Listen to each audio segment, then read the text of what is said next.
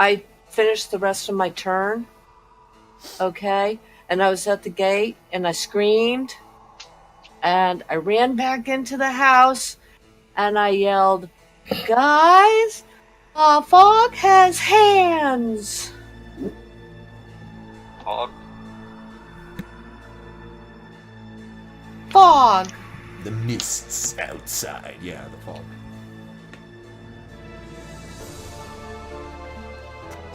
How far back inside did you get? Because I'm like in the funky back corner kitchen thing. I got as far into that front room as I could get.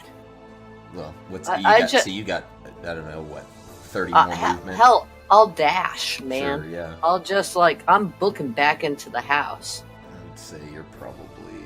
So if you did another just full movement, you can get pretty much anywhere next to Saren.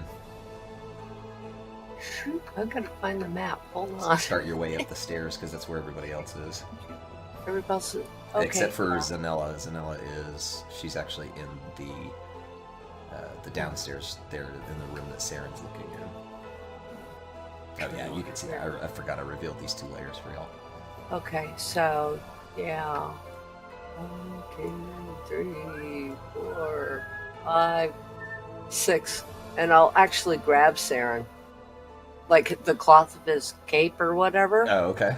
as I'm yelling this. Standard horror movie hysterical, like full-on body shake.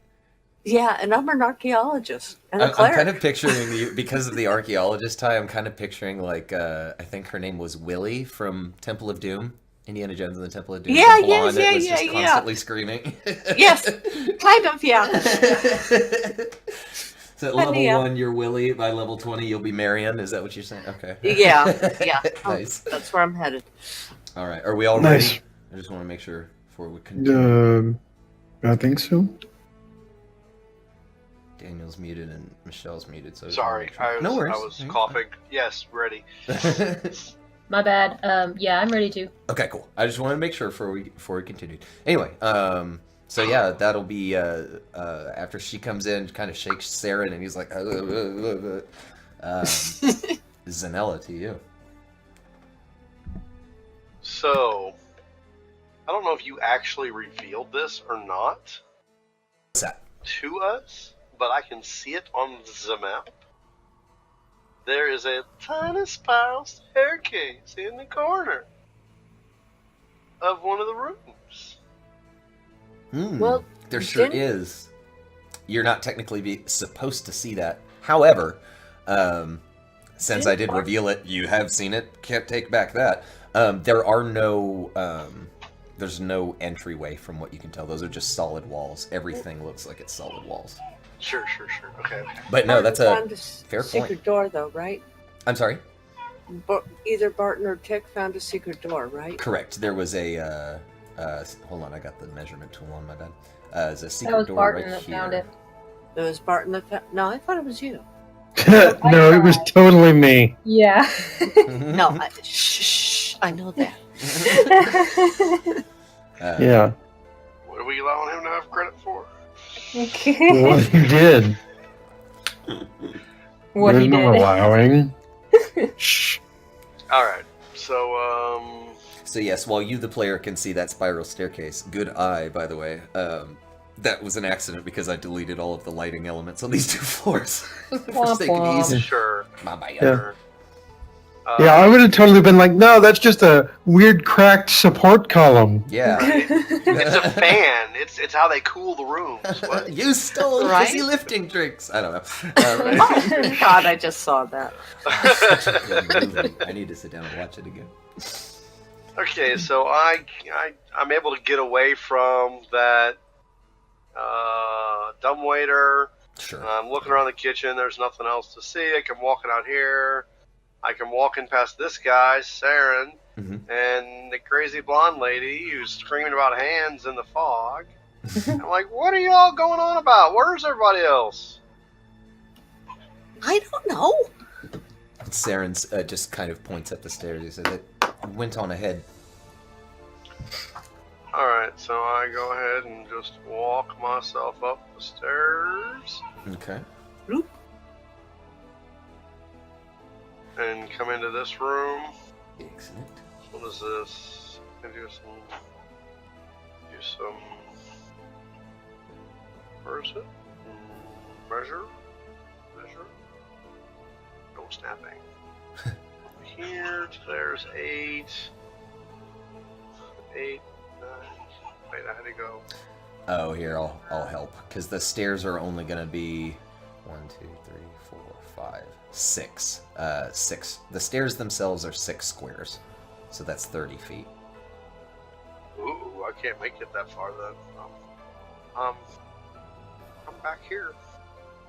Because my character does not have very much movement. You know, she's kind of tiny, short little legs. Sure, yeah. Go very far. And that's one movement, right? And Oh, that's right. I can You can do a move. double move, 25 is as far as I get on the moves. Gotcha. You get a little bit more when you're raging at later levels, I think, but Right, of course. I don't know if you have that yet. No. So We have nothing yet. Nothing. we have nothing. Again, I say level 1, level 1. So you said 30 plus. It was from here 30, 40. Basically, you only have to do the steps on either map one time. You don't need to do first floor and then second floor, because it's a big arcing stairway that comes up to the second floor. Just like a half circle. Right. Okay, I followed. Yeah. So yeah, I can make it in 2 moves. I can make it to like here. Sounds That's good. as far as I get. Okay. And I don't think I've got any bonus to move further. It's just that's it. Sure. I will point out real quick, Barton, that I suppose there was one other thing of value in the conservatory that might have been, like, takeable, and that would be the obviously ivory keys on the piano, or harpsichord, I should say. Oh, yeah, that would be A little too destructive. at the not time being, necessarily anyway. too destructive, but I'd be more inclined to, get a crew and take the whole thing out later.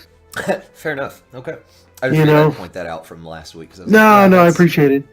and Although I did have a question when it gets to my turn, but we'll get to it. okay, cool. Tick.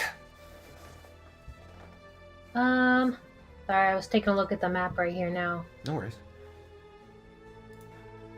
I'm gonna actually So, put this up on the map later so you can see it. That's where the secret door is. yeah. Barton, you didn't make any kind of did something open up, or would I have seen the secret door or the secret area?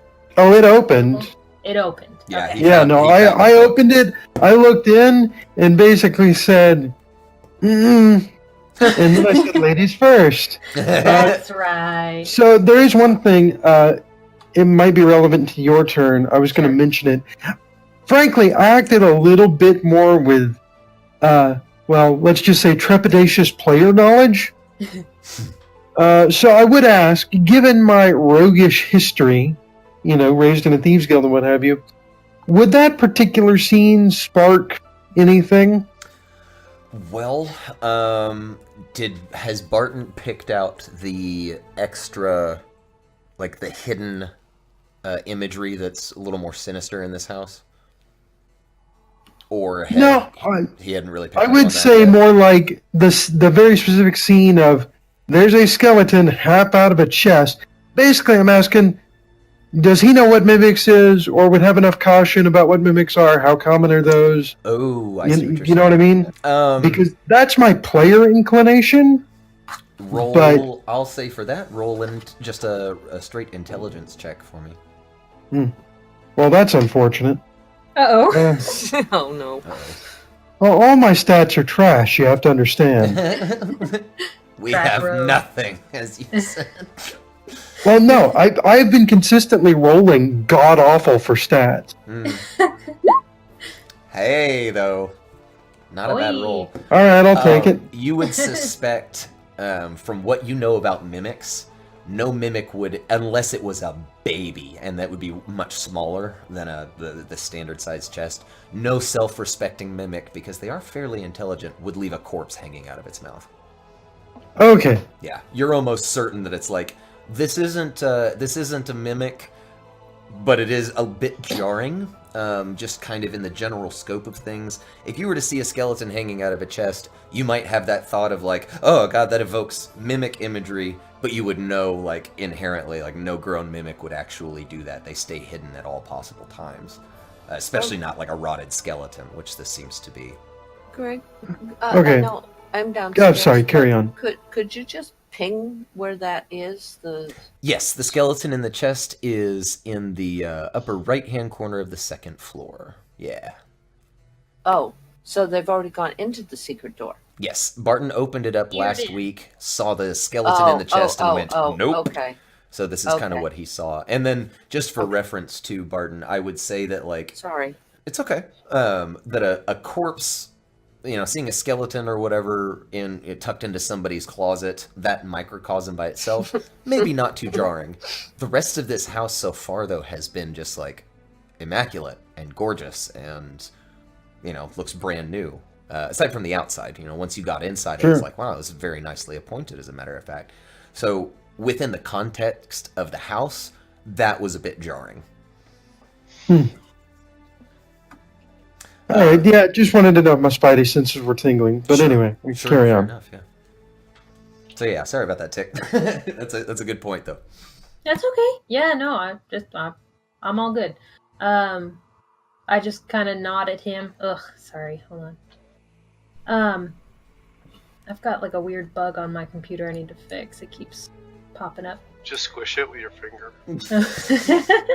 We were talking about bug bombs. Yeah, we were. Oh, no. Yeah, you don't Yeah. want to know. No. You can tell it later, Greg. Yeah. Real quick, Barton, do you relay that? Like, well, it's not a mimic, but I'm still not going in there because there's a body. Like, do you relay anything like that, or? He probably more like, I'm not messing with that. I shrug and I go, it might be trapped, but I'm not dealing with it. Fair enough. Okay. She just kind of nods at you and peeks inside and sees, and I'm going to roll a perception check to see if I see anything besides the glaringly obvious. Sure. And I don't have an action ready, but I do have my gun out. Okay. Oh, these Vox Machina die are not kind. What did I say? Perception. 4. There's a skeleton in a chest. It is, let's see here. I gotta look and see, is it head in or head out? Looks like it's head in from just the small. Yeah, let me zoom in here. small Yeah, thing. you're right. You kind of, like, come over and... Do you touch anything? I suppose that's fair. I'm just kind of looking in. I'm assuming the door's open or there's no door or something like that. I'm peering in. Yeah, the basically the bookshelf stands wide open. You can see from here that there's a skeleton half into a chest, and there's these 2 bookshelves on either side of it. Why is my screen moving?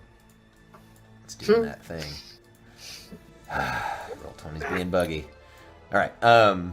But no, there's 2 bookshelves on either side of you that are cluttered with books, but you don't see anything else really of note with that. All right. I guess I'm gonna just step inside. Just this first part here. The And bookshelf then- reveals itself to be a mimic and eats you. I'm kidding. I was waiting 100% for kidding. it. And- Tasty. I can't really do. I mean, the way it looks right now is you're bigger than the room, so you might have to squinch your shoulders. To I know, move like I'm so around. broad. I'm like, dun, dun, dun, You're dun. knocking books off with your elbows. She is pretty big. Well, no, she's actually short for an orc. She's, what did I say, 5'3", 5'2"? That's Oh, pretty small. Really? Yeah, she's small girl. But she is like wide. She's built. Beef tank. Built like Yeah. a dwarf, huh? Yeah, kinda. Just green. It's not easy. Being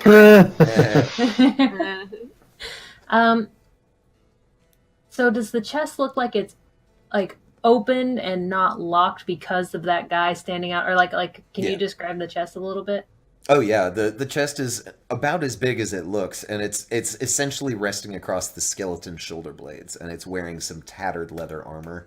And as you get closer, you can actually see what is a couple of, like, in just a little triangle pattern, obviously fired out of a mechanism, 3 darts that are just buried in this skeleton's rib cage, just barely sticking out, little fletchings, still bright red, barely sticking out of this thing's rib cage in the armor.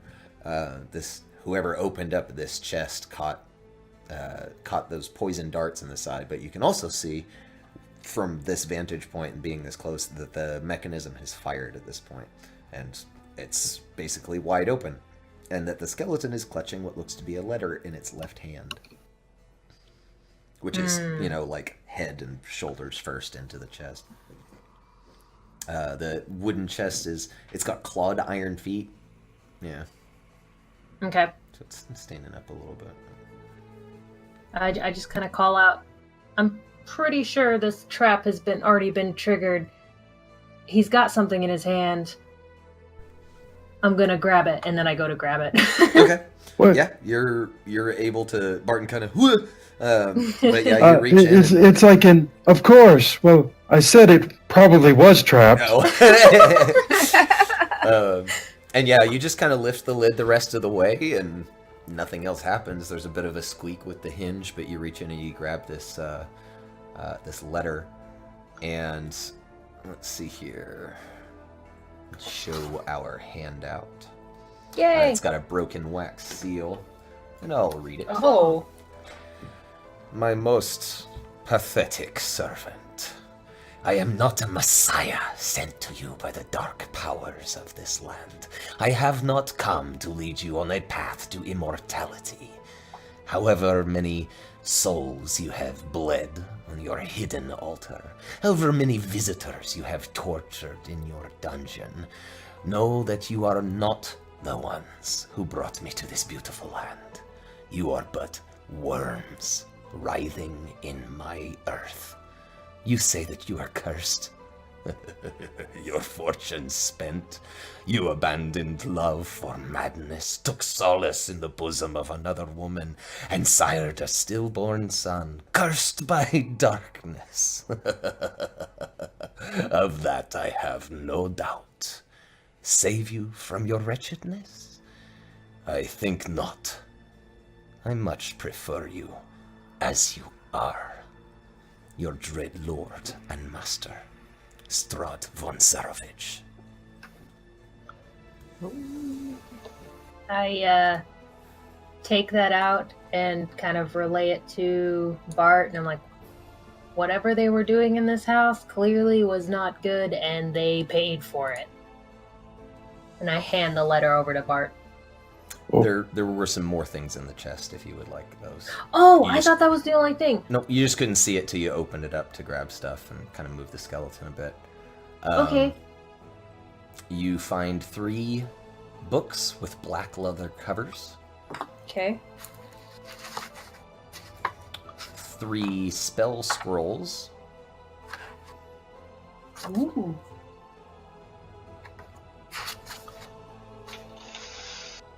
The deed to the house. Let me know if you need me to wait. You now own the house. Indeed. You said 3 spell scrolls, the deed to the house. What was the first thing? I'm sorry, the first thing was 3 blank books with black leather covers. Ah. There we are. Daniel with the typing. Thank you, sir. Feel free to. Thank you. Yeah, that's actually good to add to the chat. I appreciate that. The deed to a windmill. What? And a signed Okay. will.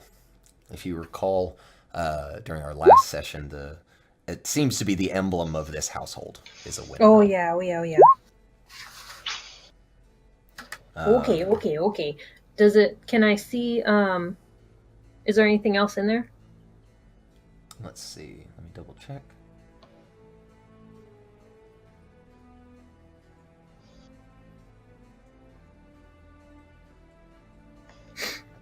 Nope. However, the contents of the will is signed by Gustav and Elizabeth Durst and bequeaths the house, the windmill, and all other family property to their children, Rosvalda and Thornbolt Durst, in the event of their parents' deaths. The books, scrolls, like I said, the books are blank. The scrolls, I can tell you what those are, but that will take a little bit of time and either a religion or arcana check to identify. Probably an arcana check, rather, to identify them. Or the identify spell. I am going to pocket the will, the deed to the windmill, the deed to the house, and I will bring out the 3 spell scrolls and the 3 blank books. And I guess that'll be my turn. I feel like I'm doing a lot, so I'll just come out, and that's my turn. Sure. And though this won't mean anything to Tick, it will mean something to the players. The deed is for a windmill. It's got to be old Bone Grinder. To the west, indeed. Mm-hmm. And yeah, for player knowledge, it's exactly on the map of Barovia where old Bone Grinder stands. Mm-hmm. So that's it for you, Tick? Mm-hmm. All right. Barton, to you, sir. All right. I want to know that given that, well, she obviously found something in the room and she brought stuff back. I've been around thieves. I know perhaps maybe they don't usually reveal all of what they get from a chest. So, I'd like to even make at a level check. 1, that's fair. Yeah, insight? Is that what you would like? Is it insight versus my deception? Yes. Yeah, probably so. Or sleight of hand, given, whatever. I will say... Depends on where she tucked it. Yeah, and when she tucked it while she was in the secret room, you're kind of out of eye shot. But I will say, so for in this case, deception versus... Damn. Is there like a hiding skill? There is when you roll like that. Heidi. I'll take a picture of this, so you know I'm not Is it a natural 20? Josh. It's a 19. Oh, wow. No. It could have been a 4. It wouldn't really matter, yeah. I mean... No, it couldn't have because my deception is 0. Oh. All right. Yeah, she appears to not have really anything else on her. No, nothing. Somebody's throwing stuff. No. Mm-hmm. Well played. What's wrong stuff, huh? What? Found these and throw them at your feet. What is it that you reveal? You got the books, the blank book. The 3 books and the 3 spell scrolls. I have no nice. use for spell scrolls. Okay. Or so she thinks. Good find. These will fetch a nice price. I'll hold on to them. I know a good fence. Yeah, you're pretty sure the books will fetch like 25 gold pieces a piece. They would make suitable spell books. I kind of point to the spell scrolls and say, are you able to tell me what those are? I have no idea. No idea. They're gold. That's true.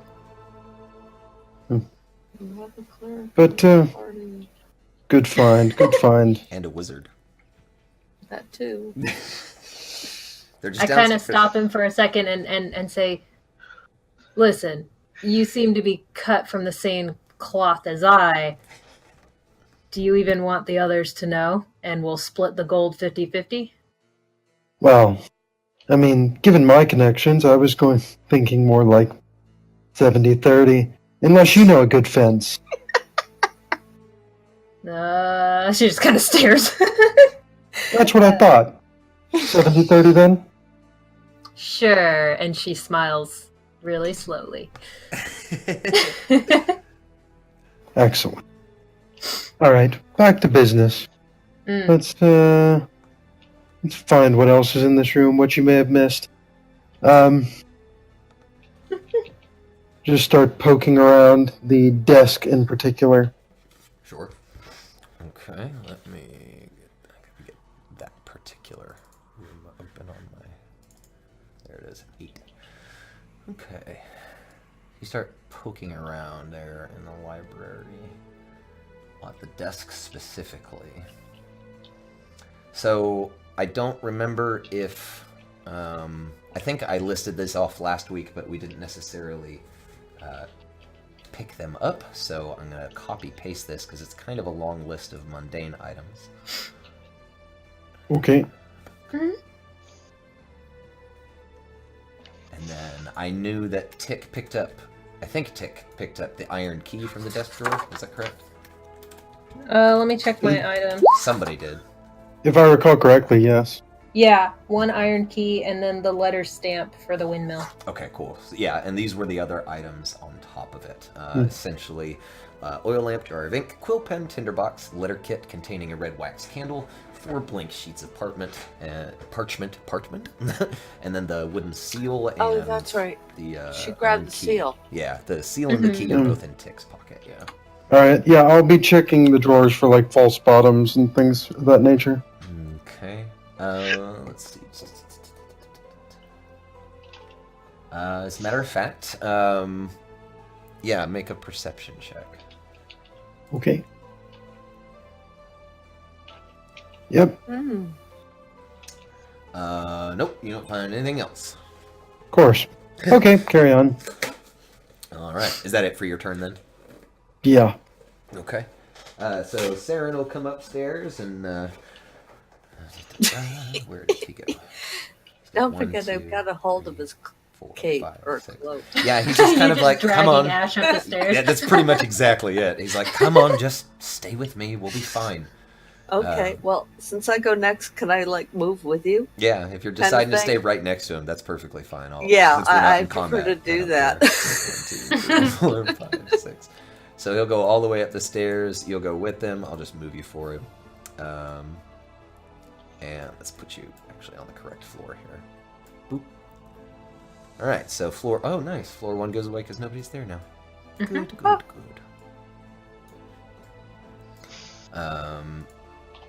Actually be 1 back, I think. But he's going to double move. He kind of sticks his head in here. He wants to see this...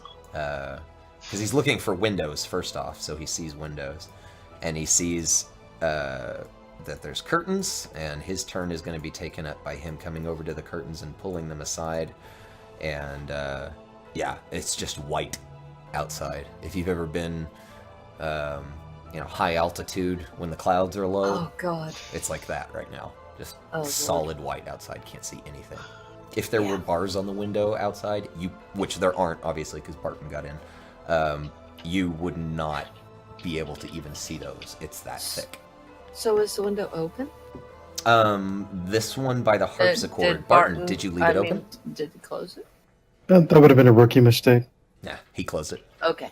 I would assume. Well, how about this?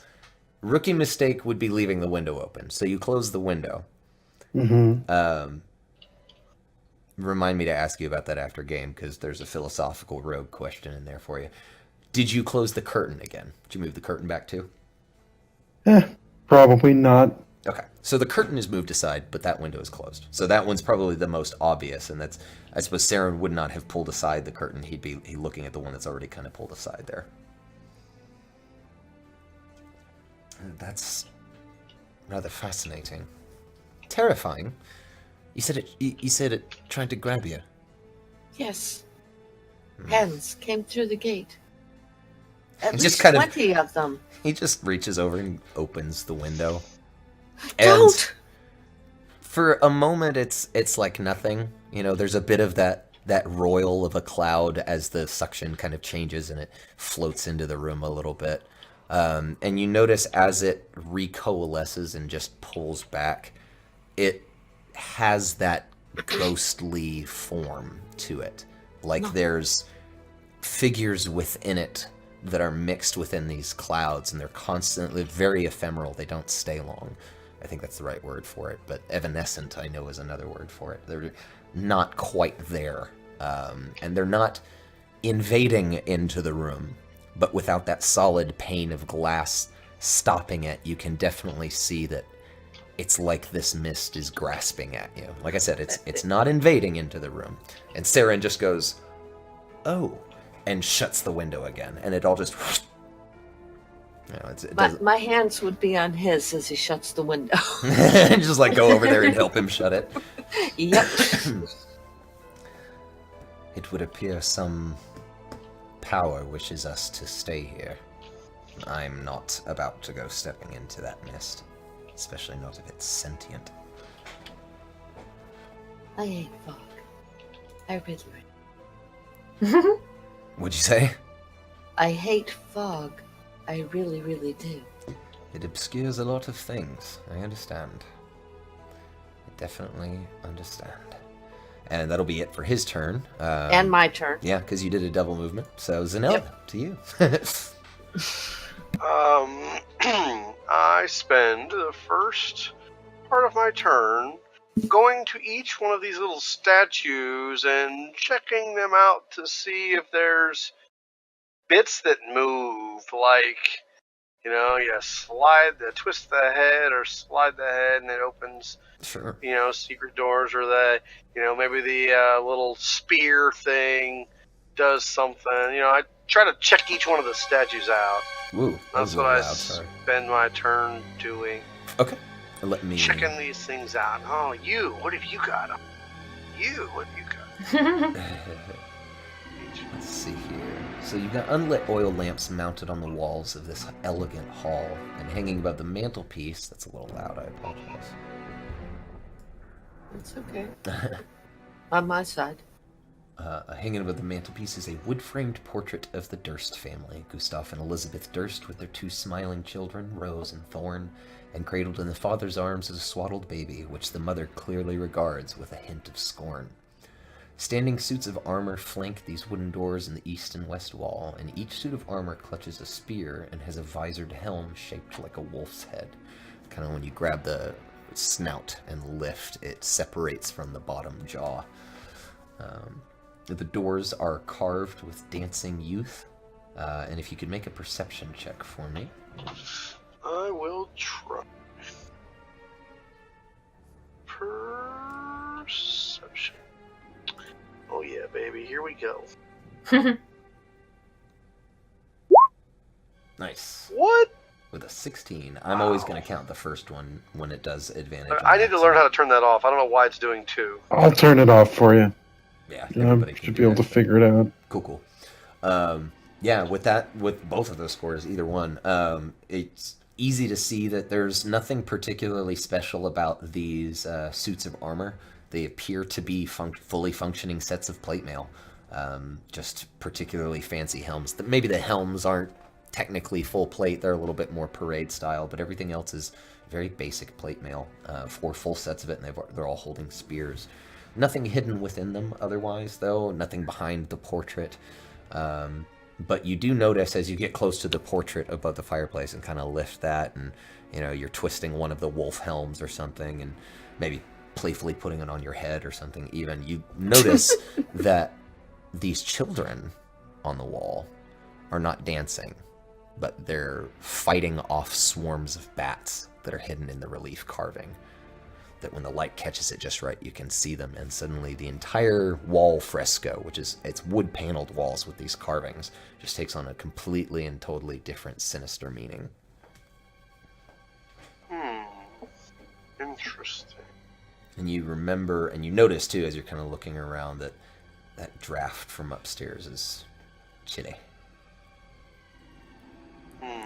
And there is one door, like I revealed this room, but you haven't actually explored it yet. I just want to be clear, is this one here, and there's a door that's right here. So that one remains closed. Nobody's gone in there, but it was part of the whole floor gets revealed thing. So. What is that? No, sorry, I shouldn't have asked because nobody's gone in that room. Correct. Yeah. Sorry. No. Thank you. I almost meta answered it for you, but yeah, exactly. we have the meta answer, but we're not giving it out. Yeah. Okay, so Zanella will inspect this wall a little closer. You said it's like the whole wall, all the way around this along room. here, all the way around. Yeah. So she'll start inspecting the wall, maybe checking for, security.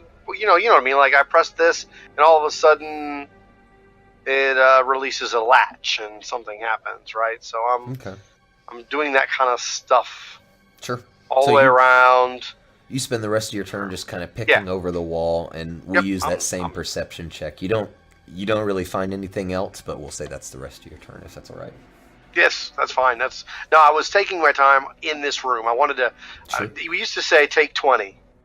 Yeah, it's not really a thing anymore. I don't even know if that's a thing. Fair. Yeah. But that's what I was like. I'm doing that in this room. Sure. Oh, that's fair. Okay. Yeah, it's not really a thing anymore just because of, in short, balancing, from what I understand. But, basically taking your full turn to do it. If you want to take another perception check, I will let you, since you're just doing the full turn. Like, you can... No.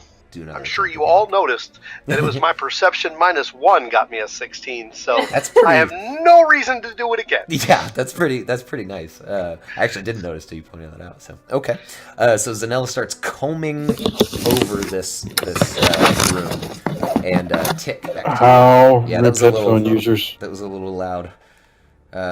Sarah, if that was you, like moving your mic, can you mute next time, please? Ouch. I think she might not be there anymore. I don't know.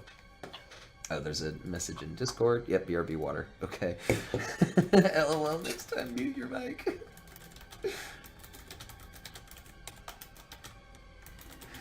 Okay.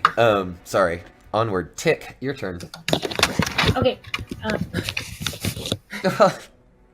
Sarah. Just a quick note. Next time, mute your mic when you take your headset off. All of us were just like, ow! Oh, I'm so sorry. It's okay. You normally do. I thought I had muted it. I'm so sorry. It's okay. No worries. Okay, go ahead, Michelle. Sorry. That's okay. I am gonna come out of this room, and the spiral staircase still goes up, right? Correct. Yeah.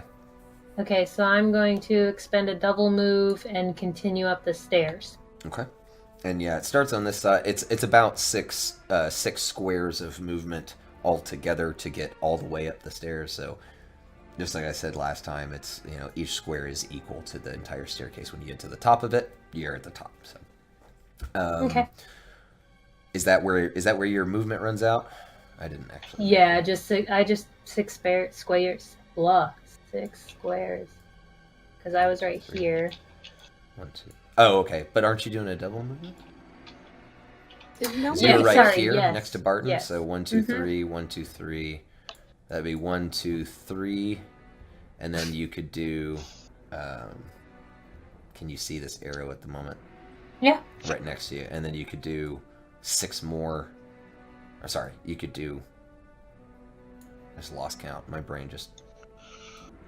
1, 2, 3. 1, 2, 3. So you could do 1. You could do 5 more spaces from where you are, and that would put you up onto the next floor if you want. Yeah.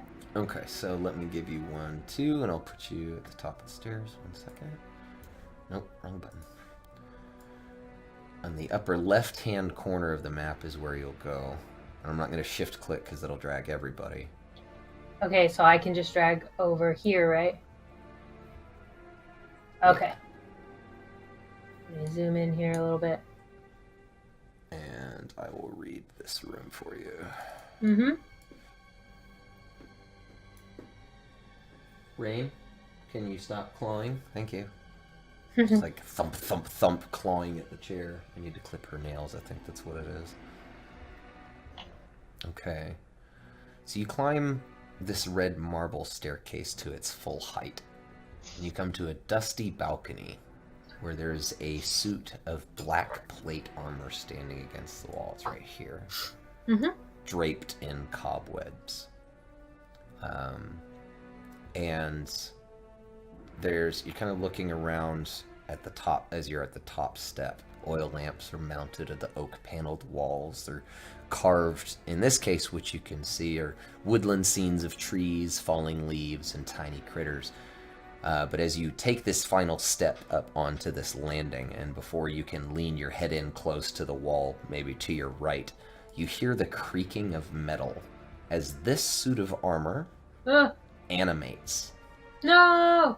And I know we're all running on initiative. This has been an acting initiative throughout the house. But let's everyone roll initiative, please. Again. We're gonna get, yep, the new All initiative. right. Again? And we're gonna do layer token. Feet don't fail me now. Ooh! And Well, that's a turn of events.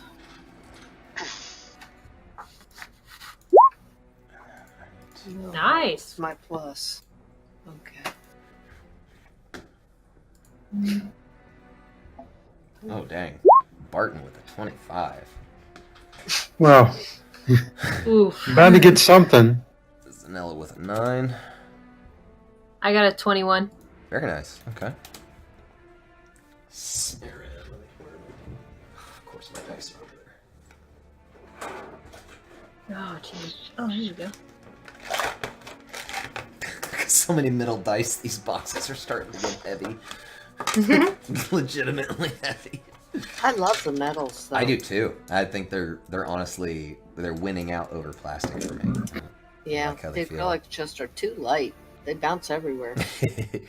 Okay, so Saren rolled a 14. Actually, gotta check and see what his.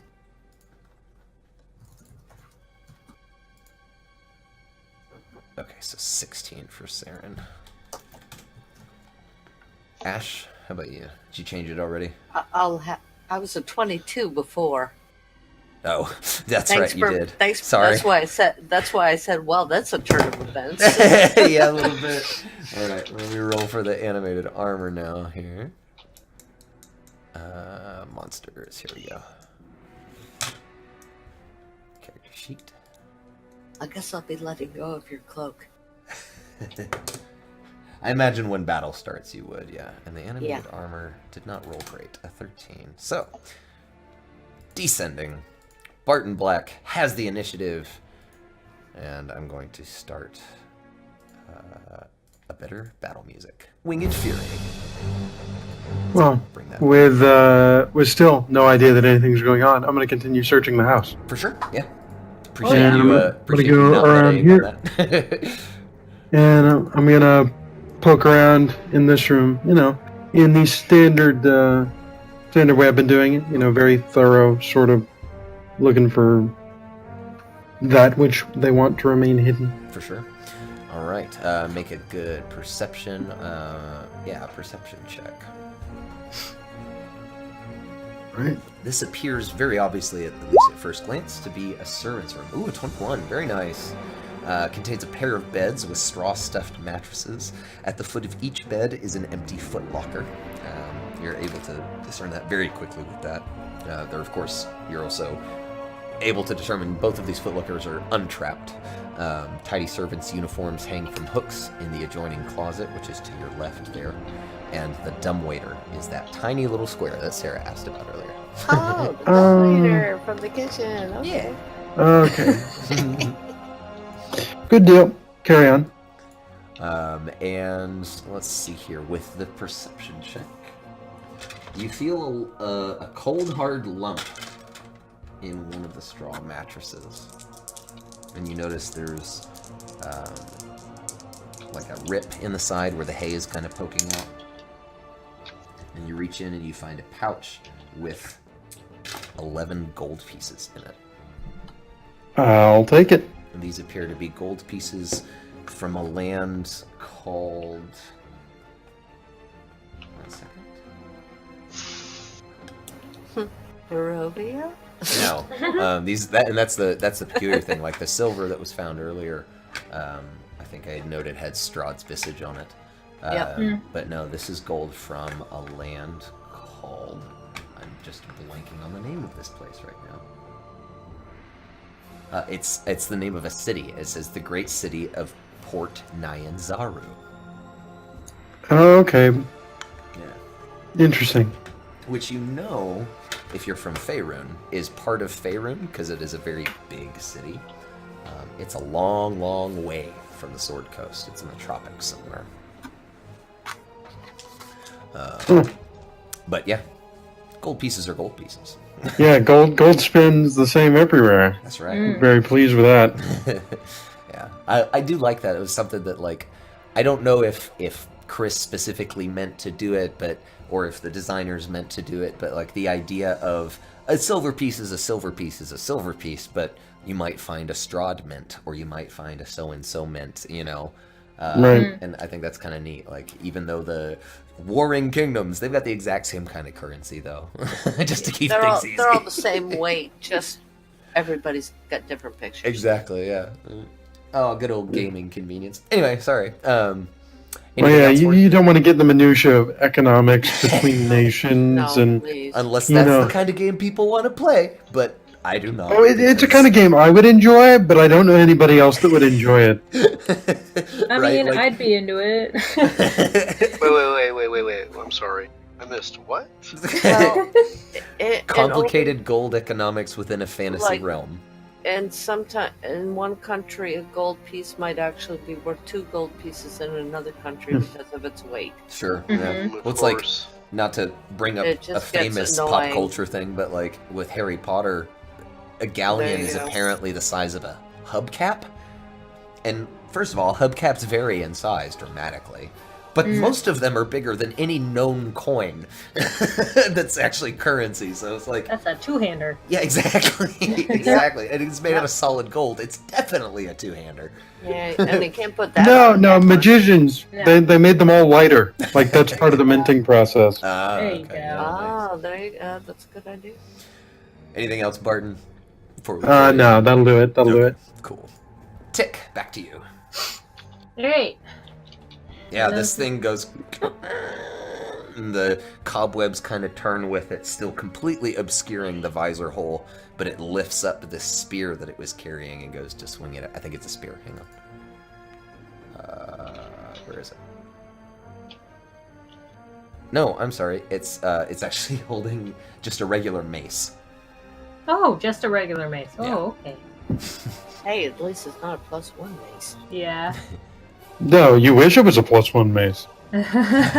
No, I can't use a mace. I am going to take a step back onto the step landing, Okay. yell, "Fucking 9 hells!" and draw my pistol and attack. All right. Let's see. Kapow.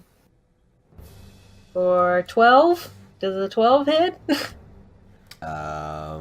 No. You kind of fucking 9 hells, and you swing the gun around, and as like you're just kind of trigger happy, or a little bit stressed because this thing just comes at you all of a sudden, and you were busy trying to find the secret hidden carving in the art, Right. and this thing comes at you, and you just get kind of a glancing. It knocks your pistol off to the side, and it just into the wall behind it. Aching. Cool. But people definitely heard that, I'm hoping. Oh yeah, there is no missing the first time all of you hear, because this half-orc woman was like, "I've got something called a gun," and put this weird fucking contraption on the table in front of you. And this is the first time any of you had seen anything like this, much less heard about it. Closest thing to a gun that you'd even known about was like, cannons on a ship or on a castle wall. So she puts this thing in front of you, and it looks like a super short sap. It's got like this weird metal cup on the butt of it, and it's got a weird metal stick, and it's got moving parts and kind of an intricate kind of design on one side. You said it was a hammerlock pistol, right, Michelle? Yeah. Yeah. And like they take you outside and show you. She had shown you, like, I'm not gonna put a bullet in it, but like this is what black powder is. And, drunkenly one night, like, okay, get ready to run, because if the guard hears this, they're gonna come and investigate. Bang! And then like you all just like drunkenly scattered, but like you're all perfectly cognizant. You're all kind of on edge because you're in this kind of spooky, although nice house, and all of a sudden, what sounds like a thunderclap directly above you, just boom! And yeah, all of you are just, not actually statistically, but startled legitimately for a second when you hear that noise. Alright, that's my turn. Alright. On to Saren, who will kind of just whisper, "What the fuck?" and turn around and do a Dukes of Hazzard slide over the harpsichord. And like pull his cloak out of no, she would have let go. out of Ash's hands. And let's see, that's one. We'll count that as double because it's kind of difficult turn. 1, 2, 3, or 1, 2, 3, 4, 5, 6, 7, 8, 9, 10, 11, 12. So he gets up the stairs close to you, but he's not quite there yet. He's got like 2 more steps, I think. Okay. Oh well, he's close enough to you. He might be able to cast something. Let me double check his. Oh, I have it open. It is a spiral staircase, so wouldn't the armor technically have like half cover or something like that? Not from you, from him, perhaps. Yeah. Yeah, that's what I'm saying for him. I want to be fair. Either I misinterpreted, just for the record, adventurers watching this at home, I might, and those of you playing, I might have misinterpreted how this stairs work. I'm trying to be as fair as I can and just try and keep it flowing, just for the record. Okay. But anyway, let's see. Here we go, spells. He is going to... Cover does not matter when you have magic missile. Yeah. He says as much. He says, I can see the top of its helmet. Good enough. And he raises this staff with this, again, garnet the size of a fist, clutched in the top of it, encircled by a vertical metal ring. And does a solid, that would be 3, 6, 9 damage. Thump, thump, thump, thump. Too many thumps. Thump, thump, thump. And let me make sure animated armored takes that. Double check the character sheet, make sure it is not immune to force. It is not immune to force. Excellent. And that will be it for Saren. The animated armor's turn, who will come toward Tick, because it is the first thing it can get to. And it raises the mace above its head. Attempts to hit you. Tick, what is your AC? 16. Ooh, okay. First one's a 15 on the die and a 16 on the die. It does have enough of a bonus to hit. It attempts to hit you twice.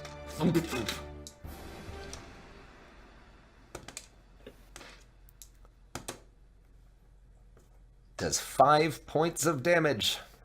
Fuck. Okay.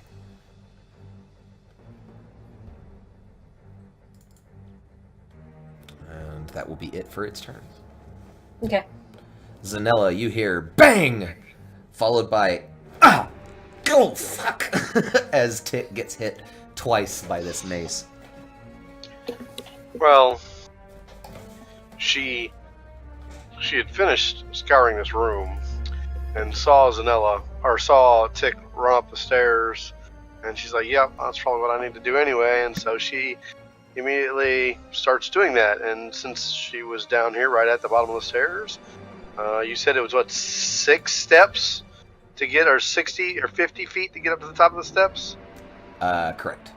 I'm sorry, 30 feet to get up to the top, because you're still on the second floor. So basically, each floor up in the stairs is about 30 feet of movement. Right. Well, she can't go 30 unless she does a double move. So You should be able to get to the top. she can go like maybe here. Haha. Yeah. If you have enough, you can technically I have pass through 25 Tick's movement, square so- and end up. Hold on. And you could end up here with a diagonal move off the stairs. I'm not going to be super picky about diagonals. If it's diagonal, it's a diagonal. You can take it. So if you, I don't know how much movement exactly you had, but if you have 10 more feet, you can end up right here and attack it if you like. Or not attack She only it, has 25 Okay. total How much did you take? for a move. So I was saying I took 25. Oh, so you're not taking a double. I apologize. Yeah. Okay. And so I was doing 25 would put me behind Tick. Correct. And this guy is 5 feet away or 10 feet away? Technically 10 feet away from you. Technically, he is 10 feet away, and my reach is 5 feet. probably only 5. Yeah. I don't think your battle axe is a reach weapon. I could be wrong. I believe it is. It should be. That was the intent. That was the design intent. Was it? Okay. Hold on. Let's see. Yeah, so I'll just have Because it's to that look at it two-handed. here. Oh, I'm sorry, not. Well, there's battle axe. I'd be very surprised. I know pole arms are reach. Yeah, pole arms are reach. Battle axes are not. You might be thinking great axe from others. Let me Well, see. then that's what I thought I took. Yeah, battle axe is only a 5 foot. Pole arm has reach. A spear doesn't even have reach, I don't think. You have to have really? a long spear or a great spear. Let me grab my. Oh, okay, Yeah, okay. stuff Well, has maybe changed a little bit. I may have inadvertently taken the wrong one, but this is what I got now, so it's what it is. Hang on. So I'll stand here and go, huh? That's interesting. Because if you're Hey, First Tick, of all, don't get this hit. is only our second session with these characters, so I want to say, just to be fair, if your idea was to have something that was a reach weapon character and you're wanting to revamp that, I'm willing to let that go because, again, second session, first level characters. No, you said it was a 5 foot item, and Yeah, she's normally 3'2", so I'm good with that. That Okay, was the cool. intent. Okay. Let me double check though, because now I'm curious and I want to see which weapons have reach. There's not a lot in 5th ed. If you'd like, I can do it while you carry on. I got it right here. Yeah. Luckily, it was one of those sticky noted pages. So we've got a halberd's got reach. I'll double check battle axe since we're right here looking at it. Battle axe does not. It is versatile, which gives you the one and the two-handed. Right. But a battle axe is a short, hilted, axe. Whereas I think in the old games they don't have it as an option. Oh no, they do here. I'm sorry. Great axe, heavy and two-handed, but also not reach. That's interesting. I think a great axe used to be reach, maybe a 3-5, but it's not. I'm not certain about that. I can tell you got your whip, your pike, your halberd, your lance, glaive. You know, all the hafted weapons you would Sure. expect to be reach Yeah. weapons or reach All the weapons. alarms. Well, that's kind of why I thought, like, I always pictured a great axe to basically be a hafted weapon. It was like a double-bladed glaive to me, because... Alright, quick nerd moment. Yeah, I know we're playing D&D, I'm allowed to have nerd moments, but quick nerd history moment. The great axe is almost purely fictional. I don't think there are actual, if I'm remembering my history weapons lessons correctly and stuff that I've researched and learned, the double-handed maul and the double-handed great axe, if there are any historical examples, they are few and far between. They were very rare and specialized weapons. So it like, at this point, you know, as far as realism is concerned, it's kind of one of those moot point kind of things, but I don't remember, like, I think my brain is just stuck on, like, I think 3.5 it might have been, but that's neither here nor there, I suppose, ultimately. Well, But if you want to do a reach weapon with Zanella, we can make that happen, but we'll have to do that after the session, if that's okay with you. no, you know, I will take that double move, and you said I could go here. Yes, absolutely. And In you that still would square? have a bonus action after that. No, do I do anything with bonus actions? Let's see, what is this? I'm not sure How if you would big at is first level. is this guy? It's a pseudoplate mail that would fit your average human being, so, you know, twice your size. Vertically, anyway. Well, is a human a class Medium. size larger? One class size larger than you, because you're technically small, so a Right. human is medium. Yes, this is a medium creature. Okay, because I can move through the space of any creature that is a size larger than me. Oh, nice. That part Because of I have the part of halfling nimbleness. I'm the little fleet-footed thingy. That's awesome. That actually is Oh. really good to know. I did not know that about halflings. You could basically move through most enemy squares then. Right. That's incredible. I like it. All this advantage stuff, but nothing on. Unless does no, a I don't level have any 1 bonus barbarian action. have the ability to take the dash action as a bonus? I didn't gather that. I've got this rage thing, which allows me to berserk, but You know what I'm talking about, right, Eric? Yeah, I'd be very surprised if he gets that at level 1. I don't get it till level 2. Yeah. Okay, yeah, that's a rage, unarmored defense, yeah, and let's see, fast movement comes at 5th level, so maybe that's what that is. But yeah, that must be later. Okay, sorry. So yeah, you have a bonus action, but if you don't have any bonus actions, then we shall move on. I thumbed my nose at him. Fair enough. That is a free action. That's technically communication. Ash, to you. Sarah, are you with us still? Or did you BRB and I didn't see it? No, Oh, there it is. I was just muted. I'm not being left alone here. 1, 2, 3, 4, 5, 6. So I'm technically below everybody else. Yeah, Come I'll on, go Matt. ahead and pull you up into that corner, Thank you. and when we get to Barton's turn, I'll pull you up there too. Yeah, just be like right here behind Saren. Yeah. And yeah, go ahead. Hold on. Let me see if I have a bonus action or anything I can do.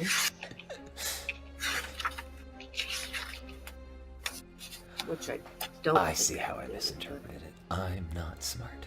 Okay. I Anyway. don't. No. Okay, so that's a big no. Though I will stow my. Well, I already would have been stowing my art book, Okay. pulling out my Yiklwa. You're what now? That is my Yiklwa. It's actually Bless you. spelled All right. YKLWA. Okay. It's a kind of spear. I was gonna say you need to educate us on that. Nice. Yeah, a kind of spear. It's like the blade is like 3 feet long, Oh damn. or no, 2 feet long, and the haft is 3 feet long. Wow. Nice. no. Okay, so Awesome. it's one of No. those that's like it's like a sword on the end of a really long stick. It's an African weapon. very It's nice. an What's it called? It's an African. A Yiklwa? Yiklwa. Type it out for us if you can. Yeah. But yeah, that's fascinating. I can definitely picture it in my head. I kind of picture, if you're familiar with Dark Souls 3, it's a weapon you can get from the curse-rotted great tree, or whatever its name, Oster's spear. That's cool though. I will say, since it's a spear and since you're going with that style of it, you can pick slashing or piercing, but I will assume piercing unless you say otherwise, okay? No, it's strictly piercing. Okay. And that's fine. I can actually throw it, though the range really sucks, and since it's my only weapon, I'm not going to do that. For everyone's fair. benefit, I linked it in the Discord. Thank you, Oh, sir. thank you, cool. honey.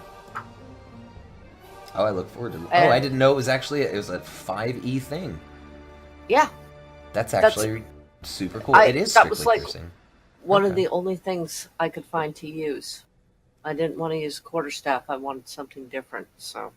I like it. That's cool. All right. So you say you stow your other weapon, you stow your what, and you pull it out?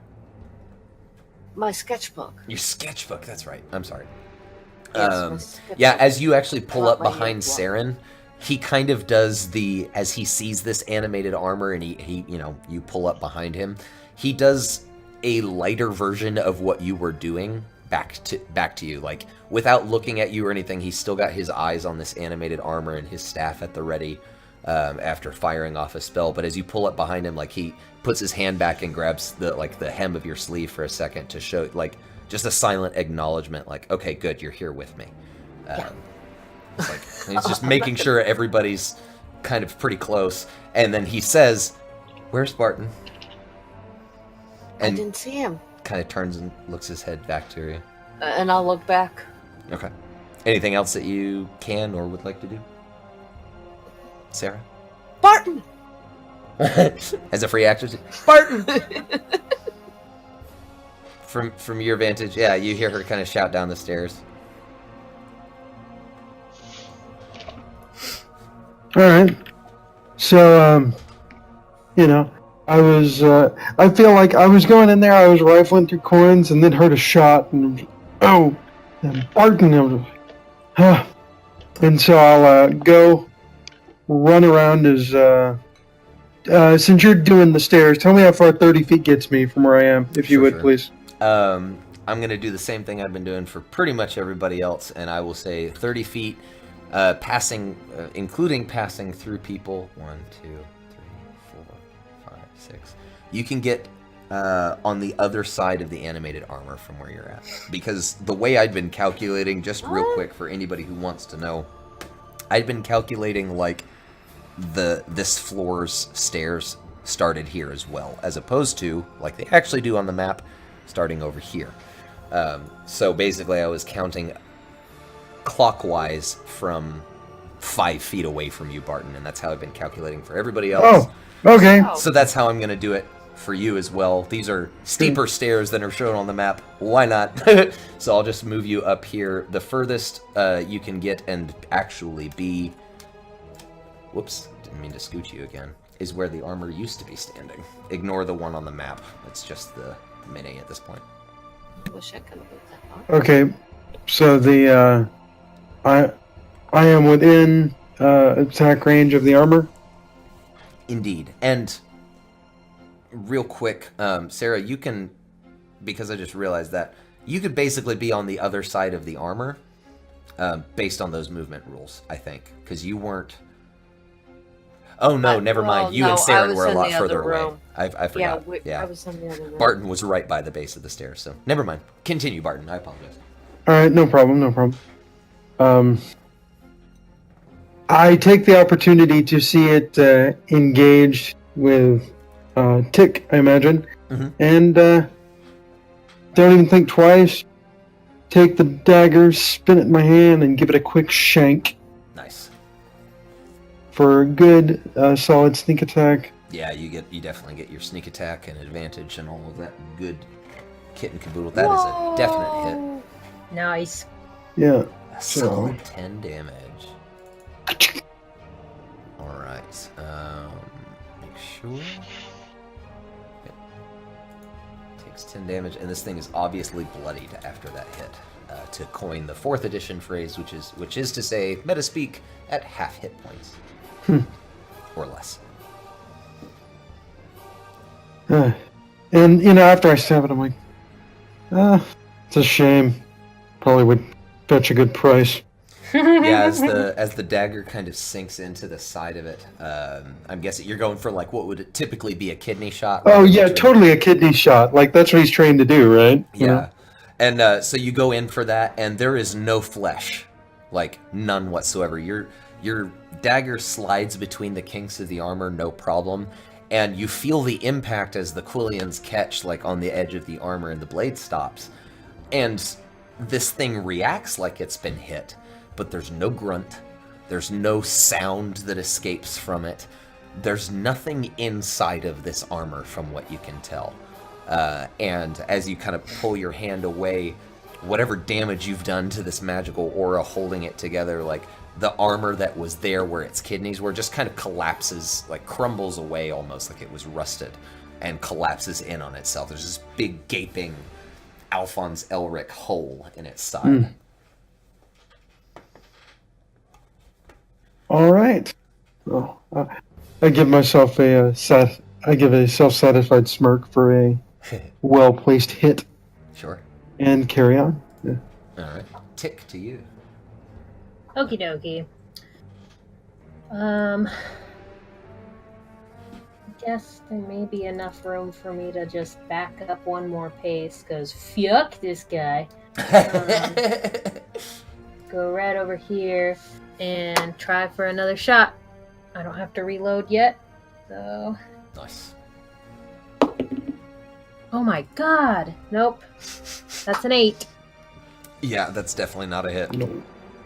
Yeah, you kind of stumble as you go back down the stairs. You're doing the back up, and you pull the hammer back on this rudimentary revolver thing, and you're trying to get your footing, and you just totally misjudge behind you. And as you go down one step, the revolver goes up, and you just shoot a hole into the ceiling. Yeah, remembering, not to meta too much, but remembering the last campaign where we went and I rolled a 1 on the stairs, I just let out a roar of anger and go, "Fucking stairs!" and that's my turn. Okay. All right. So to Saren, let's see, what have we got?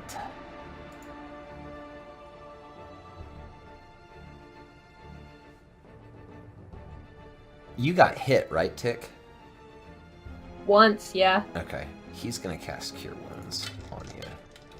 Oh, okay. That's 1d8 plus spellcasting modifier, and his is charisma. No. Yeah, charisma, because he's a sorcerer. So plus 3. Well, you only took 5 damage, so you get that 5 back. You actually get 8 points of healing. Okay. That's good, because just- I don't have a lot. Yeah, he just reaches out his hand. He doesn't even look at you. He just reaches out his hand and touches your shoulder and kind of stops your stumble backwards. And he goes, "Be still." Or he goes, "Be well," not be still, sorry. Be well. Okay. And the wounds that big old bruise that had already been forming, it felt like maybe a broken clavicle from where this thing hit you. Just, and you feel perfectly fine again. Okay. I just give him a nod of thanks. And he goes, "Don't get used to that. I'm out of those spells now." What spell Sure. did he? I'm sorry, I was away. What spell did he use? He just cast Cure Wounds on her. Oh, Cure Wounds? Yeah, part of being a I divine think- soul sorcerer, or a, I think it's chosen soul, or whatever they ended up changing it to. It's Oh, in really? Xanathar's. Is you actually, anytime you learn a new spell on a new spell from your level or whatever, you can choose from sorcerer or cleric. Interesting. If I'd known that, I might have chosen it different. Well, think about that in the future. I'll bring that back up to you in the future. We are past 11. I wanted to bring up real quick. I kind of want to keep going at least till the end of this encounter. Is everybody okay to do that? I am. Yeah. Sure. Yeah, I'm fine with it. Excellent.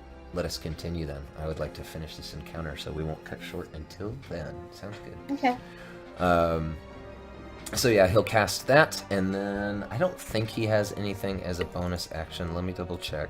I'm new to being a sorcerer, so, or at least in this edition. Okay, that's a saving throw or attack roll.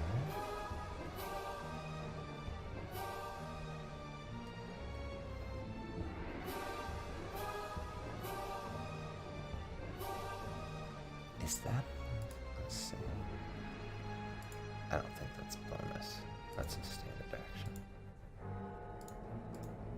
I wish spells that were bonus actions were like quick marked. So do I. They might be. I don't have any bonus actions actually, so I have a couple, but they're not especially marked. they don't have except like for a saying- little B or. Well, no, actually, they. Well, when I print out my spell sheet, they do have a B, BA nice. instead of just an A Yeah, that's or an useful. R. Doesn't have it from what I see, but I also don't have any bonus actions, so that's it for Saren. On to the animated armor's turn. Yeah, and it's pretty obvious at this point when Barton deals that kidney blow and that the corner, lower corner of this thing's torso just kind of dissolves away. You can tell this thing's empty. There's nothing inside of it, and it will turn on Barton and attempt to hit him back. I'm going to guess that a 3+. Where did it? Oh, oops. Yeah, I'm gonna guess that a 7 Doesn't hit. quite get there. Yeah, so it's going to attempt a second smack. Ooh, that's a 14 plus 4, so 18. That's a hit, It I gets imagine. 2, damn. Yeah, it That does. thing's beefy. It is, yeah. And it does land that second hit, I imagine. Mm-hmm. 6 plus that. And does... Oh, damn. 8 points of damage. Uh-oh. All right. Damn. I'm guessing that puts you unconscious. No. No? Oh, wow. You got to remember, first level is max die plus con. You have a high Oh, con? yeah, the good con. Not particularly. Let's. Oh. Hold on. Where is it? Because a rogue is a D8 now? 8. Yeah. I want to say. Let me. Oh, that's I'll go back to it because I want to say only casters are D6s. But yeah, that's got to. They nixed the D4 thing entirely. yeah, That sounds because right. I'm a D8 plus 2, so Nice. it puts me to 10. Okay, cool. Yeah. So yeah, it. I just wanted to make sure. I was like, damn, did that knock you down? Oops. I wasn't No. sure what your con was. Okay, so yeah, No. you're down to 2 hit points. But that's it. That's all it's got. It's done. It does its 2 attacks, and it's not going to try and run. I should hope it's done at 2 attacks. And Zanella. Alright. She moves in to kill. And just straight up goes after this dude. Do it. Do it.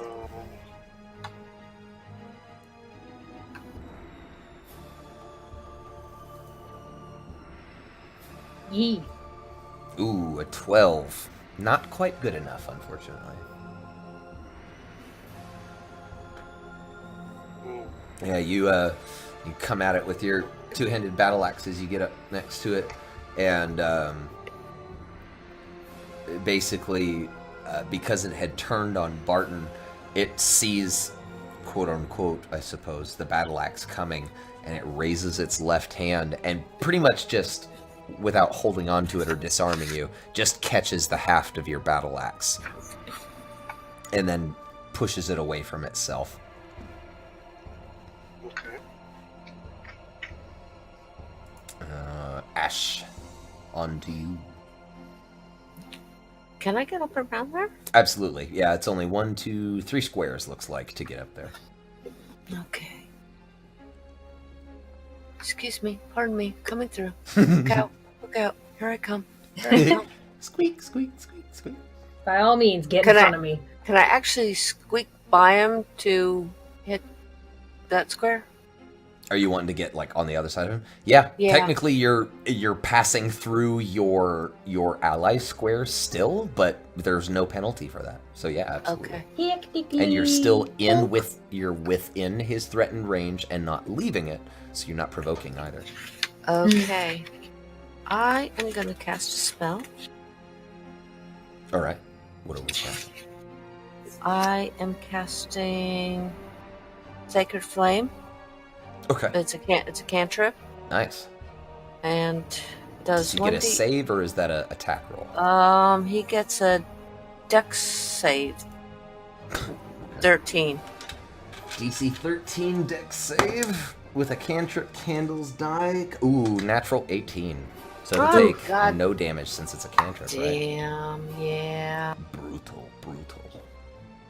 Damn. So yeah, Okay. you describe your What's up? spellcasting for me. You get to flavor that. Oh, for Sacred Flame? Sure, yeah. Let me just check. I believe it. Okay, it The is book. verbal and somatic. It is Yeah. verbal and somatic. I just wanted to check. The book says it drops down from above, but you can do whatever you want with it. No, that's basically what she would be doing. She would be like, it's like she's pulling something out of the ceiling. Nice. Just kind of reaching know, up with her hand and pulling down. Just, yeah, reaching up and.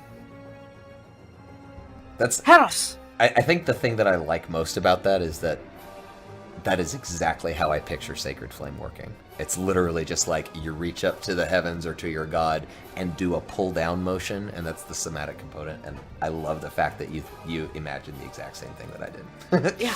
That's cool. Yeah. But yeah, unfortunately, it does make its dex save, and it just happens to glance up and see that flare of radiant energy begin above it, and dodges a little bit to the side because it rolled a natural 18. Just for I quick should have meta done a though, level it actually well. doesn't have any bonuses to that. It just rolled really well. I should have just done a level and Hey. blasted it to shit. Hey, cantrips are cool. I love cantrips in 5th ed, but that's another discussion. On to Barton. It's been a while since he's been hit like that. Sure. And there's a flicker of fear in his eyes, but it's a do or die moment, so gotta go in for another stab. What's distracted, right? Stepping Right. aside from the sacred flame there. Sure. So yeah, I will just go for another hit.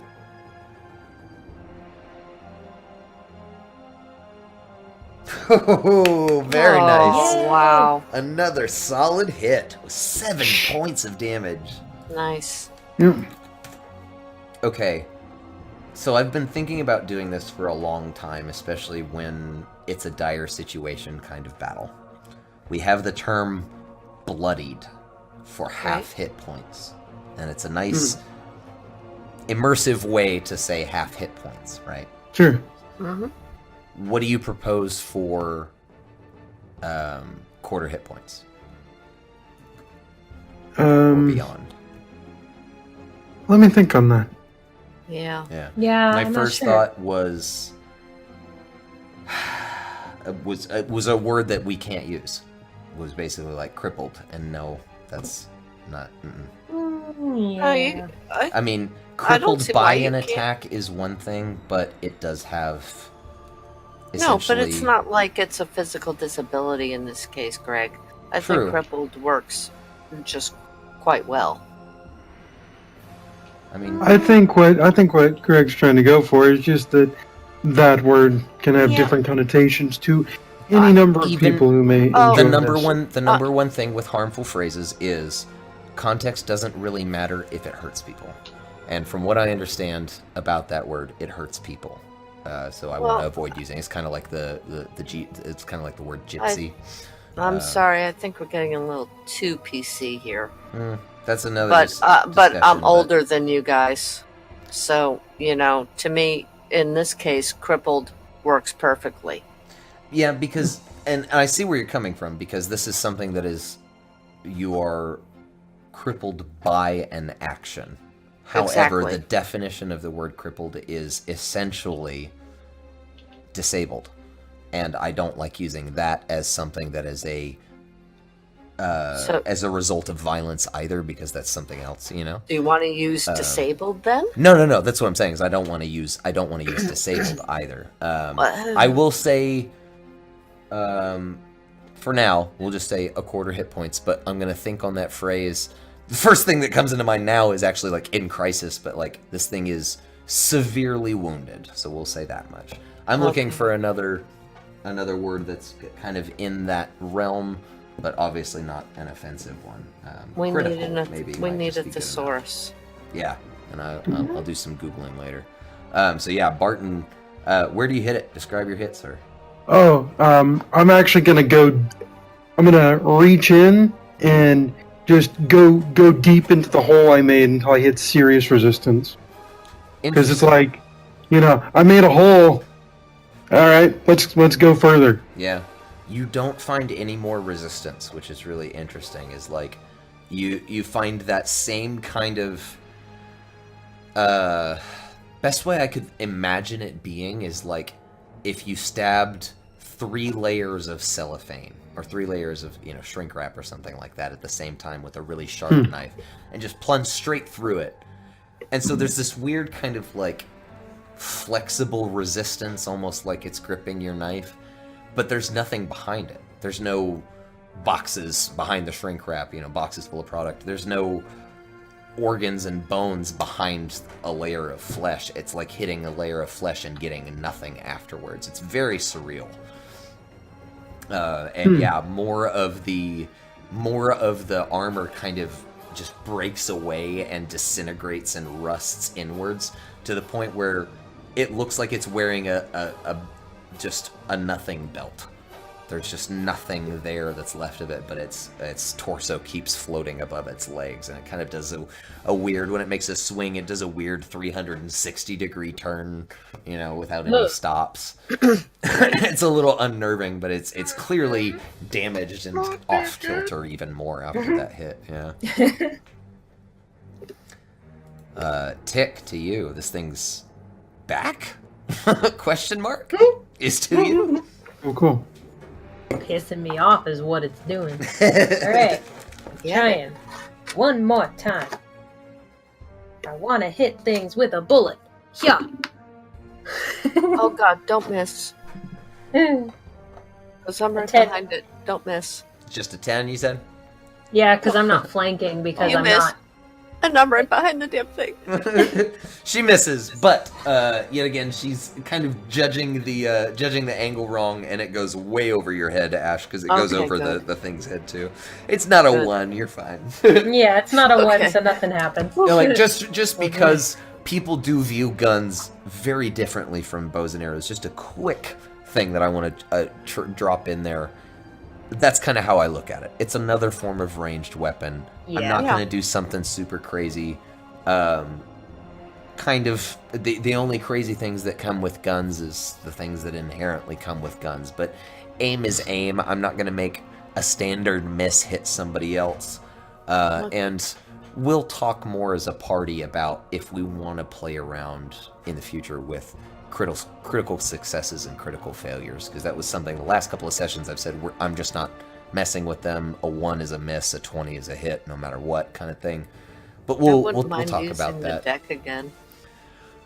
The what? Oh yeah, see, I wouldn't deck. mind either, because it's interesting. The deck was more balanced. It was a more balanced way than me just how I used to do it with Pathfinder in 3.5, which is essentially a table of horrible results that can make things really, really bad.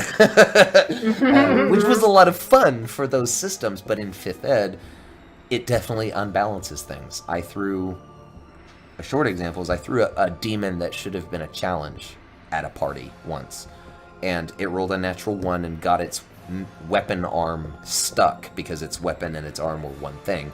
Got its weapon arm stuck in the wall and couldn't move and couldn't attack. And it was not a challenge for that party after that, is the short version. Right. So that was one of those instances where I used the big table and it kind of fucked things up. So I do want to talk about that in the future, because I feel like critical 1s, critical 20s, those are fun things to make big. So I think they are. yeah, and that seems to be a consensus too. Yeah. Okay, so Tick fires, misses. Was there anything else you wanted to do, Tick? No, that's it for me. All right. Saren will use as his free action. Barton, would you like your wounds closed, or should I kill this thing? You deal with me. Deal with him now. Deal with me later. Done. And he pulls out from his waist a wand of magic missile. Says, "I've been saving this for emergencies."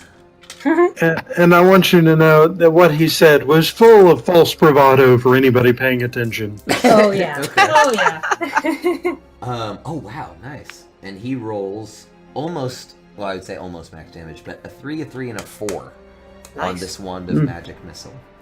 As the wand disintegrates into ash, and he says, "I was saving this for emergencies," swings the wand and points it at this thing. It does, let's see, that would be 4, 4, and 5. So 8 plus 5 is 13 points of damage. The first bolt hits the left knee of the armor, which disintegrates, and the armor goes a little bit cockeyed. The second bolt hits the right shoulder, and it disintegrates inwards a little bit. and it straightens back up, and the final bolt hits it right in the head, and the helmet just vanishes under the force damage. And as that happens, the animation on this suit of armor ends, and the remaining unrusted and disintegrated pieces fall lifeless to the floor. Sorry to kill Steel with my NPC at the end. Players. Okay. But he did give. I did stress making it your choice. I was like, he has an option. I can run over there and do something to heal you, or I can try and kill this thing. And Yeah, it's just, after taking a hit that big, he's not sure he could take another one that's that big. Sure. So Yeah. Yeah, Saren. He points this wand, and the 3 bolts come out and disintegrate this thing. Yeah, you are out of initiative. We'll go ahead and wrap up. Is there anything anybody would like to do immediately in this hallway that has doors and that sort of thing right after we're out of initiative? I'd like to cure wounds. Okay. I'd like to The rifle second- through the armor. And I'm gonna reload. I do Fair enough. 5 points. Nice. I'll take it. Thank you. Mm-hmm. Saren will walk over and give you another 1. He uses his healing hands ability. And if I am not mistaken, let me double check. I think there's another, looking at the wrong entry in my encyclopedia here. Here we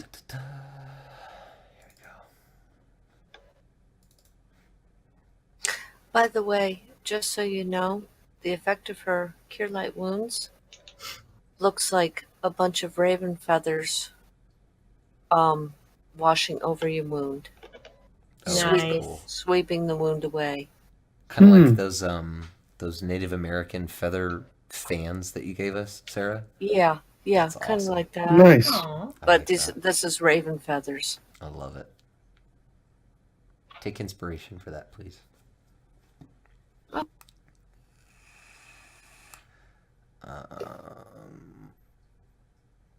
Okay. One of these handouts, sorry, I apologize. One of these handouts tells me where the milestones are at. And that's what I'm looking for at the moment. Because I think... Oh, please let it be. Nope. I don't normally laugh at teasing you with something like that, but I'm gonna laugh this time. Nope. Damn you. Almost certainly next session. Almost certainly, possibly within the middle of next session. So I will Be say prepared. this: do a preemptive level. Note the few things that will change at level 2. Don't change them on your sheet yet, but maybe write them down on a sticky note or something like that will change at level 2. You don't have to roll your hit points yet. As a matter of fact, that'll be kind of fun for next episode. Roll your hit points live on the episode, because it's second level, so it's the first level that you'll be rolling your hit points. And you can choose digital or physical, and I will trust you. Can we choose to take the average? 5? Well, it depends on your class. Oh, that's true. You can absolutely choose to take the average, and I will be generous. You can choose to take the average after you've rolled. Ah, even better. Fantastic. Can do. Yeah. Yep. Don't need to tell me twice. That is Yep. that is my Done. gift to Party B in Barovia. You can roll and choose to take the average if it's too low for your suiting, because, oh boy, unless you've got a really good character reason for it, low hit points that hurts. Sucky. Yeah, it really does.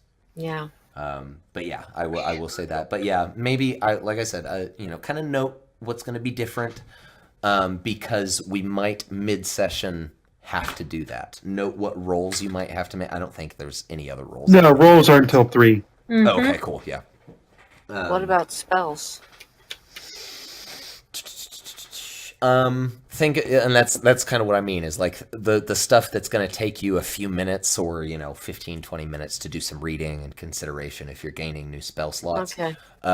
Think about that sort of thing over the next week, because there's a there's a good chance, I can't guarantee it, but there's a good chance that during the next session that you'll hit level 2. And I think that'd be kind of cool to do. Like in the middle of a session, even though we only run about an hour and a half, in the middle of a session, you hit a second level and get to see actively in one session how your things change. Because at second level, things change for most classes. You get your next big, class feature kind of thing. At least I know I do. With 3 is the big level. No, 3 for sure. Yeah, It's three multiples is of for 3 me.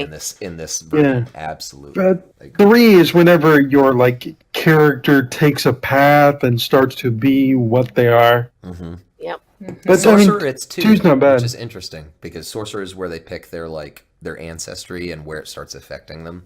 But it's still the major changes for all classes across the board are at 3. It's at the multiples of 3. Yeah. And I like that. That's a really nice and I know we're kind of moving into meta, but we are at the end of our session, so I'm okay with that. That's kind of a nice thing, I think, about 5th Ed. That being said, at the end of our session, if you need to go, feel free. We're done for the night. Thank you, Adventures. It's been a wonderful night. And I look forward to next week, as always. We'll definitely continue Party B unless there is a large outcry from all of you that you wish to go back to Party A. I figure we'll finish Death House and return to Party A. Yeah, that that's seems reasonable. what I was thinking too.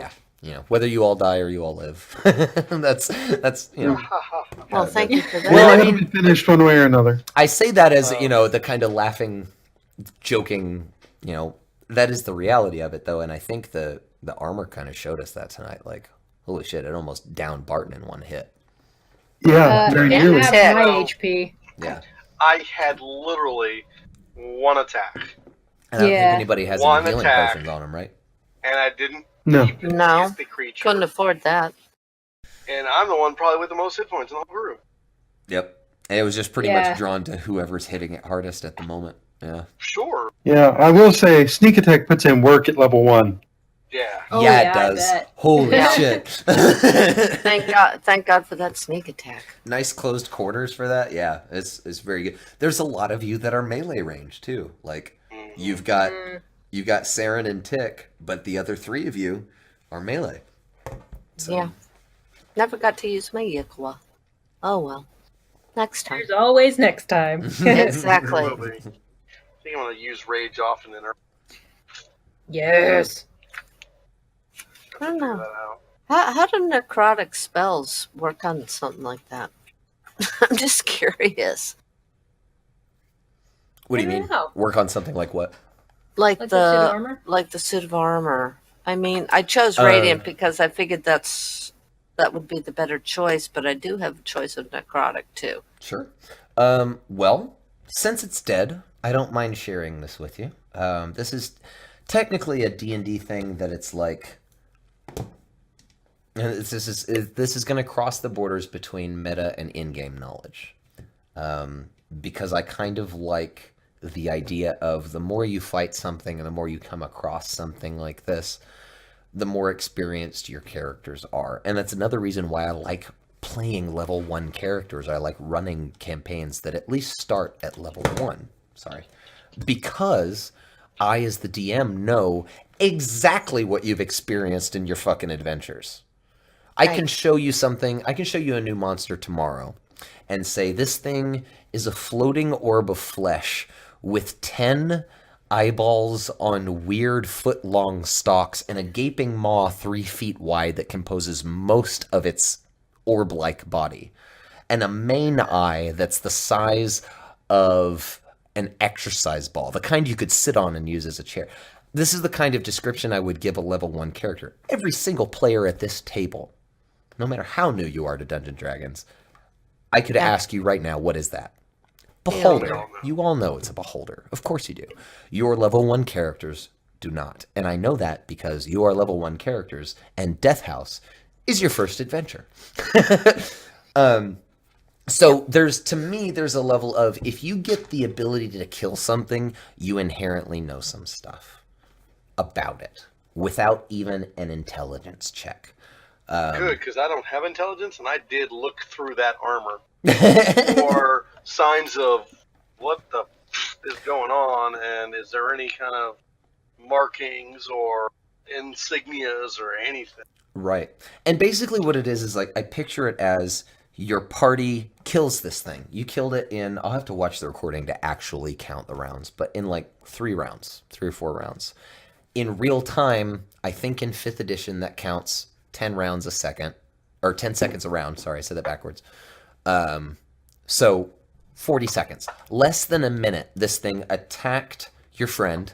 All of you ran up the stairs and wailed on it like that scene from Kung Pao when he said, "Hit me as hard as you can and don't stop till I give you the signal."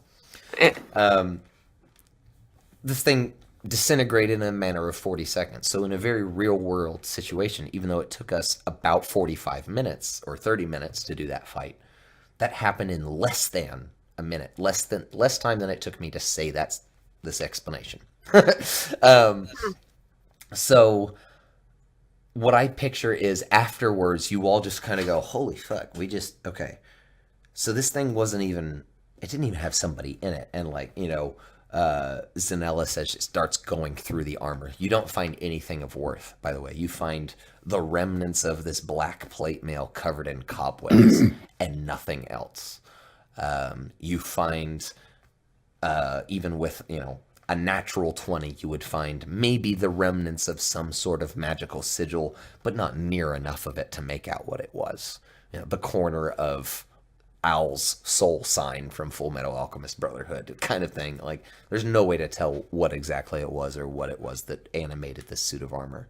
But you're able to put together some common sense about it. There's no way you could poison this thing. There's no way you could mess with its head. So this thing must be immune to poison and psychic damage. Well, that's why I was wondering about necrotic. I mean, it's already dead. So... Right, and that's fair, but like when you think about the nature of how necrotic affects anything, for a quick flavor DM hand wave, necrotic energy rapidly ages. To simplify it, rapidly ages through evil energy or through evil magic, evil death energy rapidly ages the subject, whether that's metal or human or what have you. It ages them to a degree that would hurt them. So for a human, you could do necrotic damage to somebody and you might see their arm wither and look like a corpse, which would be the product of, 50, 60 years of someone aging, or 100 years max if it does a lot of necrotic damage. But 100 years isn't going to do all that much to steel by comparison. 200, 300, 400 years for steel will make it do kind of like what you saw the animated armor do today. So necrotic accounts for you're made of steel and you don't have in the rules protections against necrotic damage, which it doesn't. It does not have resistance to, as a matter of fact, it doesn't have resistance to any kind of damage. Aside from the immunities to poison and psychic. It is immune to some conditions, which you kind of all surmise because you're like, it doesn't have a brain, it doesn't have eyes, so it doesn't have ears, so it can't be blinded, it can't be charmed, it can't be deafened, it can't be exhausted, it can't be frightened, it can't be paralyzed, and it can't be poisoned because it doesn't really have a body. And you think maybe that it can't be something like this, an animated object, which is what this is, can't be petrified either. But it could be held. If you have a hold monster. It would be a hold monster. You not know that this person. counts as a construct.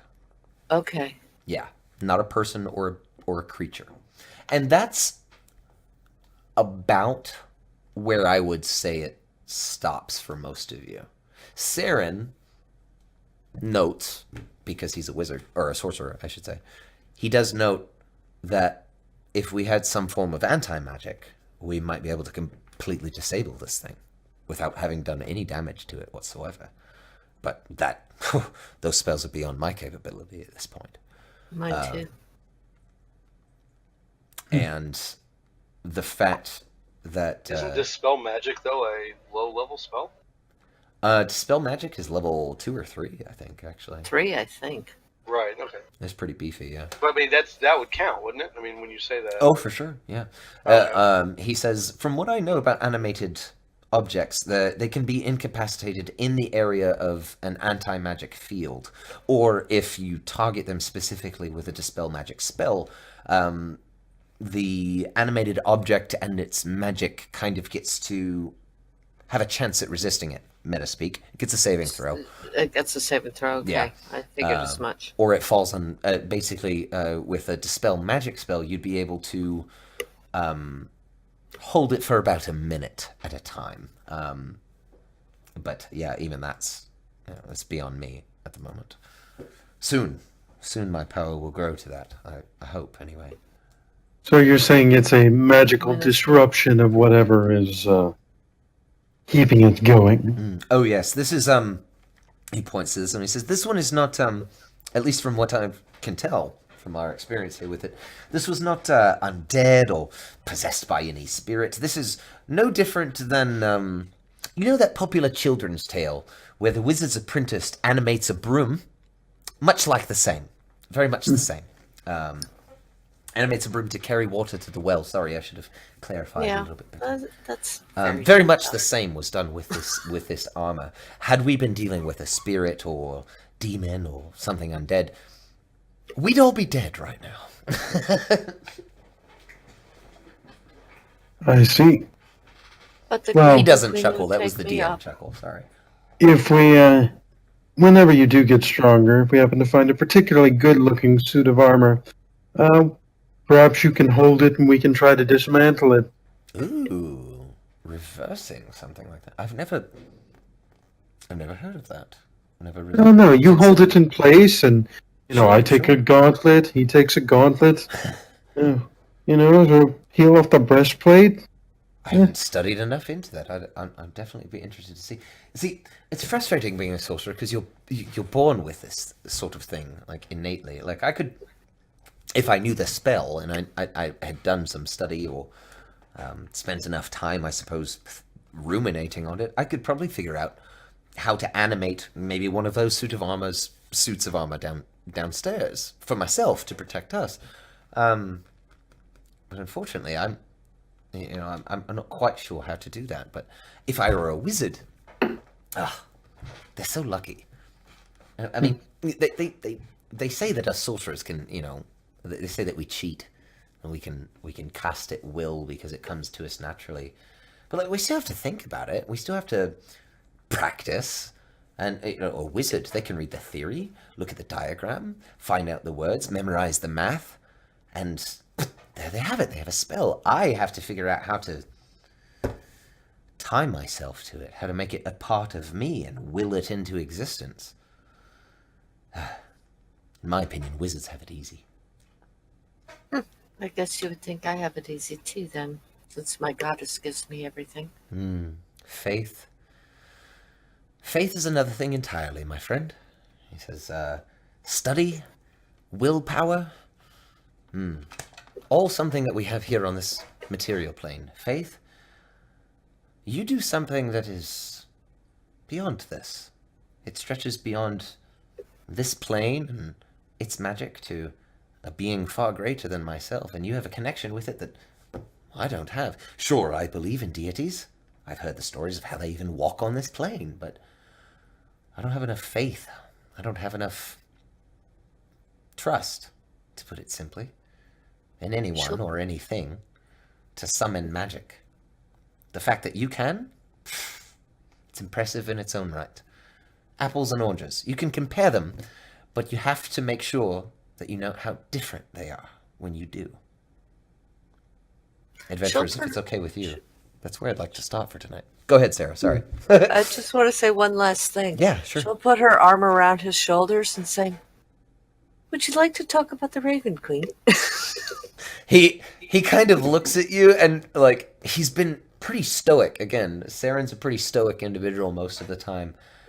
And he gives you almost a sad, not pitying, but a sad and definitively rejecting response of, I have heard enough about the Raven Queen to know that the answer to that is, at least, not yet. She'll nod to him. And adventurers, that is where we will stop for tonight.